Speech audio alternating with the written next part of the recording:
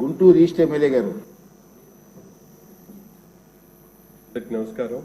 ముఖ్యంగా నాకు ఈరోజు ఈ సమావేశంలో మాట్లాడేటువంటి అవకాశం ఇచ్చినటువంటి సభాపతి గారికి, అలాగే శాసనసభలో నన్ను మాట్లాడేటువంటి అవకాశం కల్పించినటువంటి ముఖ్యమంత్రి వర్యులు చంద్రబాబు నాయుడు గారికి, అలాగే లోకేష్ గారికి, ఈరోజు సమస్య హజ్ యాత్ర గురించి మాట్లాడడానికి ఈరోజు సమావేశంలో నేను పాత్ర తీసుకున్నాను.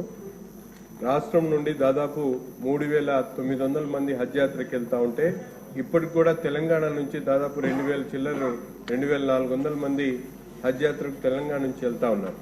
ముఖ్యంగా ఎందుకంటే ఇప్పుడు మనకు హజ్ హౌస్ లేకపోవడం, అలాగే ఇక్కడ నుంచి ఎంబార్కేషన్ డైరెక్ట్ ఫ్లైట్ లేకపోవడంతో అనేక మంది ఇబ్బందులు పడతా ఉన్నారు. పోయిన సంవత్సరం వెళ్లినటువంటి హజ్ యాత్రికులకు ఏదైతే ఎయిర్ ఫేర్ కూడా దాదాపు ఇక్కడికి అక్కడికి ఒక 90,000 రూపాయలు ఎక్సెస్ అవుతా ఉంది.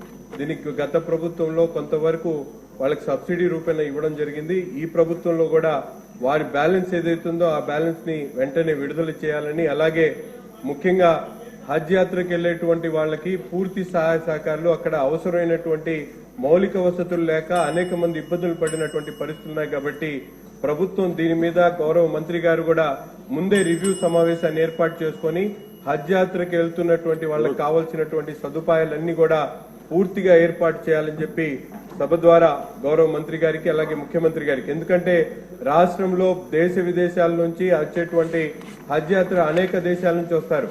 మన భారతదేశంలో ఉన్నటువంటి ఆంధ్రప్రదేశ్ లో గతంలో వేలాది మంది వెళ్తా ఉన్నారు. కాబట్టి వాళ్ళందరూ కూడా ఇక్కడే గన్నవరంలో ఒక హజ్ హౌస్ ని ఏర్పాటు చేయడంతో పాటు అక్కడి నుండి వెళ్లేటువంటి ప్రతి ఒక్కరికి కూడా మన ప్రభుత్వం అవసరమైనటువంటి సదుపాయాలు కల్పించేటువంటి దాంట్లో ఒక ప్రత్యేక దృష్టిని సారించాలని చెప్పి మీ ద్వారా సభను కూడా ముఖ్యమంత్రి గారిని, అలాగే గౌరవ మైనార్టీ శాఖ మంత్రి గారిని కోరుతా